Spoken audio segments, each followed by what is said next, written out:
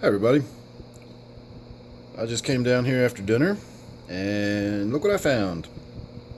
My angelfish have spawned. I've seen these two spawn once before, but it never happened again, so I was never too sure if these two were the parents. But now I'm actually catching them in the act. That's the male fertilizing, and then that's the female right there. She's depositing the eggs now, the very long-finned one.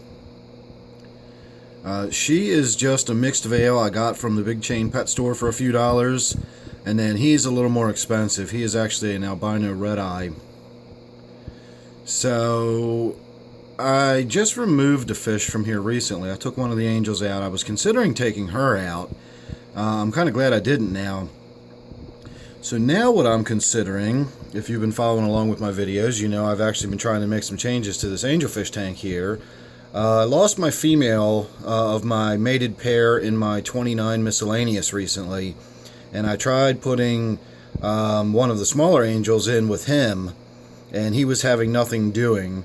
So now what I'm thinking is, now that I've got an established mated pair here, what I could do is actually take him out of the 29 and put him in this tank, and then I can take these two and put them in the 29, and then this can be their tank, or the 29 miscellaneous can simply be their tank, and I could go back to having the mated pair in the tank, and then I could have two angelfish in this tank. It would be this German blue I have over here, and then the singleton male that I have in my 29.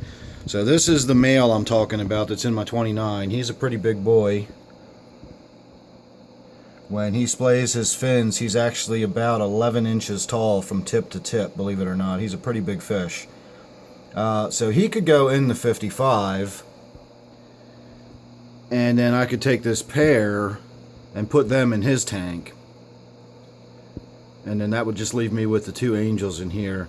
I made the mistake of putting Serpae Tetras in this tank. I did not realize they were fin nippers, and you can see the angels are having quite the time with them in there laying. Now, it doesn't matter what kind of tetras I had in there, whether they were fin nippers or not. Even if I had just basic skirt tetras in there, since they're laying eggs, they're cichlids. They're territorial, and they're trying to keep any fish away.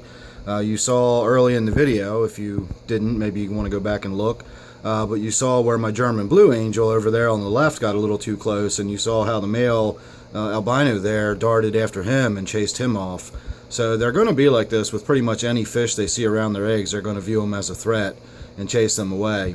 So it should be interesting watching as the evening progresses how long the eggs last, and whether the parents themselves eat the eggs, which is usually what I find the case to be.